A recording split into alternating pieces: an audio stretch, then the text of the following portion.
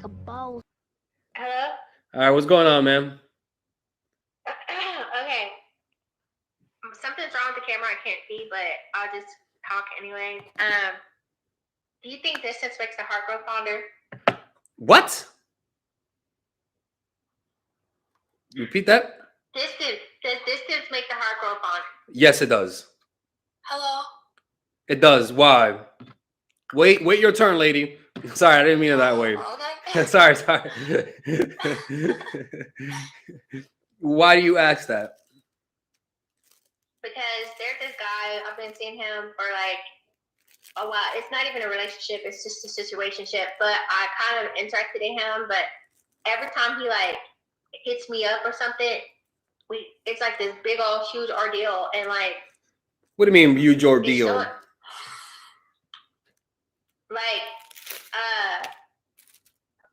I get like that when she talk about like having that anxious relationship. She's hot and cold, and like I get like this anxious type connection with him. Mm-hmm. But what do you mean an anxious type of connection? Like if he doesn't text me back quick enough, I start getting anxious and things. And you text him a lot then, right? And then I started texting him over and over, mad and angry because he's not texting back. I'm not necessarily, that's how I was before. I'm not necessarily saying that I'm a different person now. Okay. Look, this is all about self-control. Like at the end of the day, it's all about controlling your emotions. This is not about strategy. It's about you controlling your emotions. And you're gonna have to overcome that. There's no easy way around this. What you could do though is find whenever you feel that anxiety, you gotta do something else. You gotta watch a movie, something to take your mind off of it, because you can't keep repeating the same mistakes and expect a different result. Like this is as simple as you have to stop doing that. It's that simple. Like that triggers you.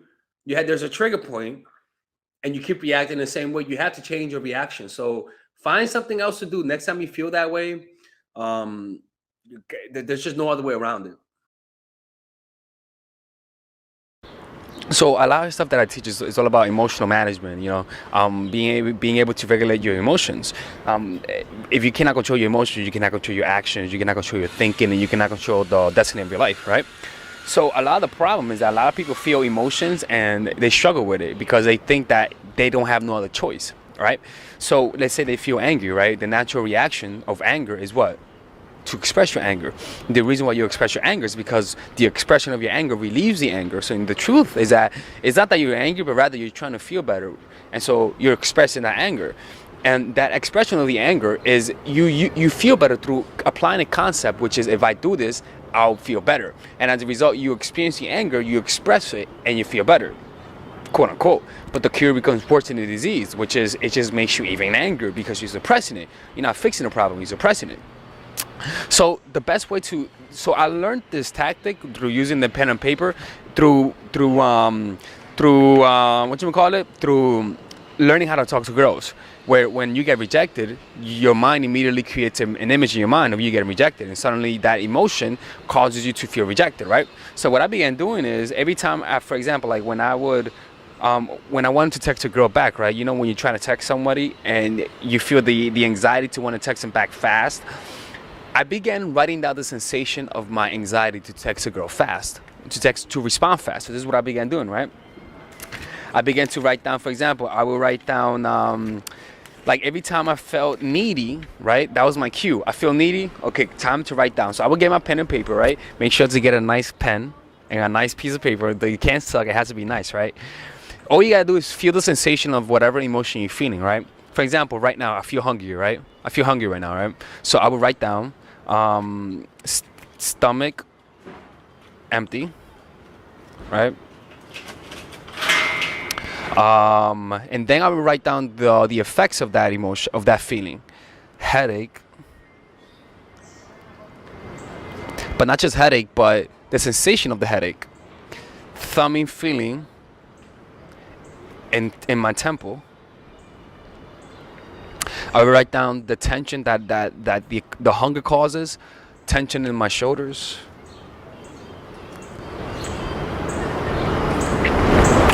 Tension in neck, right?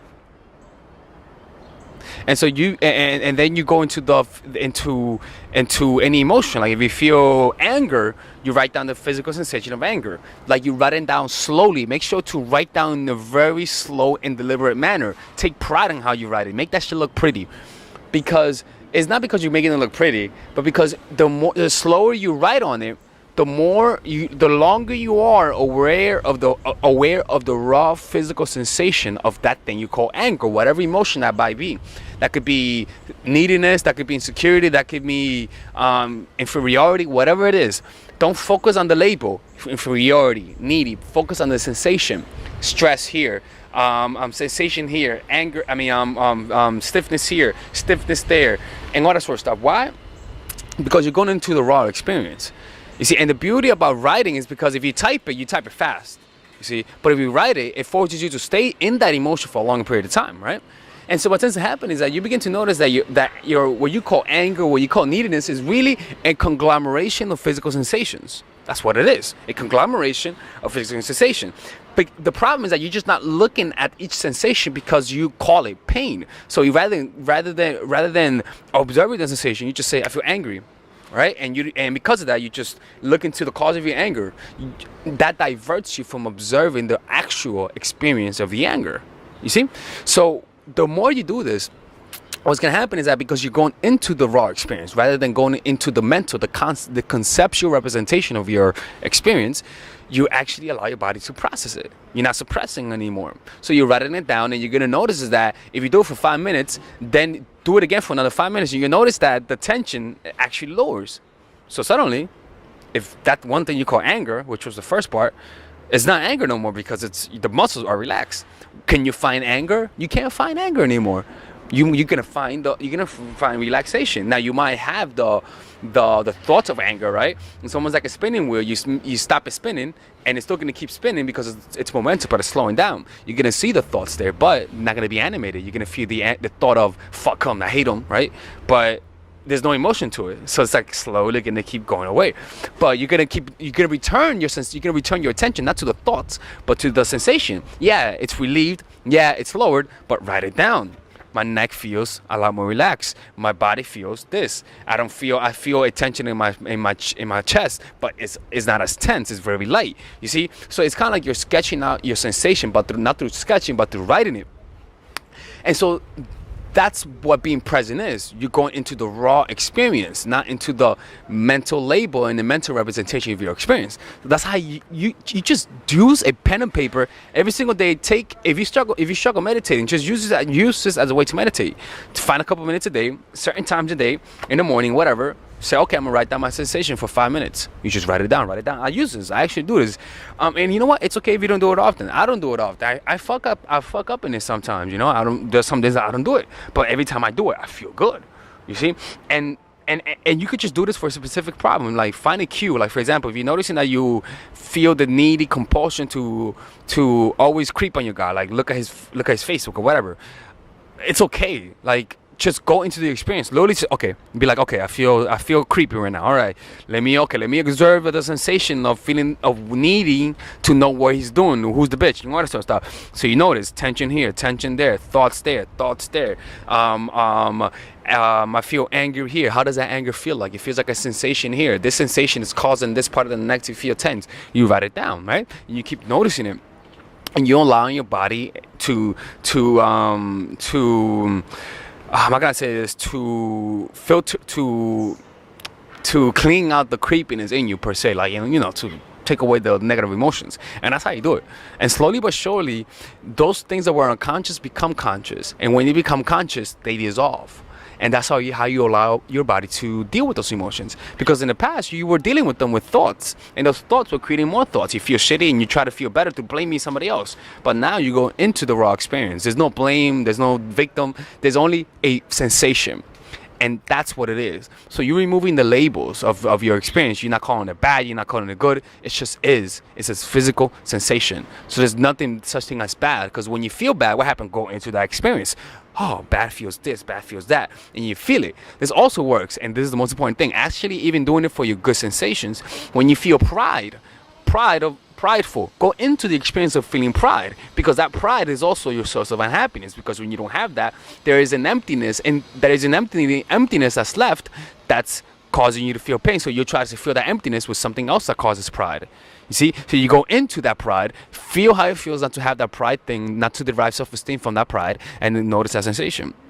That's how you do it. It's simple fucking pen and paper, man. I'm telling you, this is so easy that I don't know how the hell I never came up with it. I don't know how the hell I didn't use it in the past.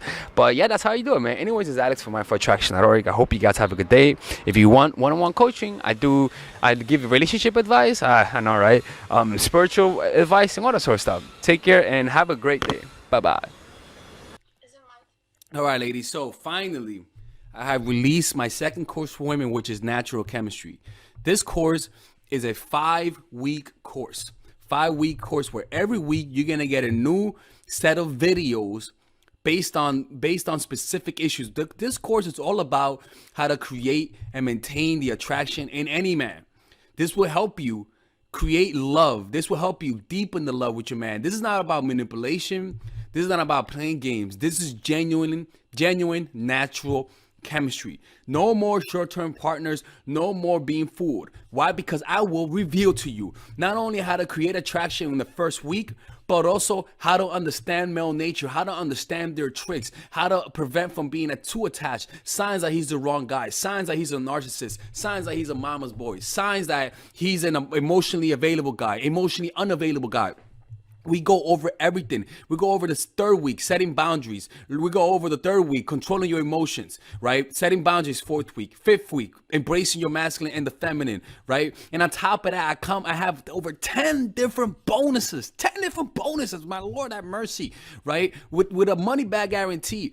The bonus are 1, the natural chemistry, over 10 hours of content, right? The breakup formula, how to deal with a breakup, right? The connecting with your man, right? Establishing a life of abundance, social mastery, understanding your dark side, the goal setting seminar, which is about how to set and achieve goals, practical mastery that will teach you how to master anything. The laws of human nature. I have a book club for the laws of human nature with over 4 hours of content, right?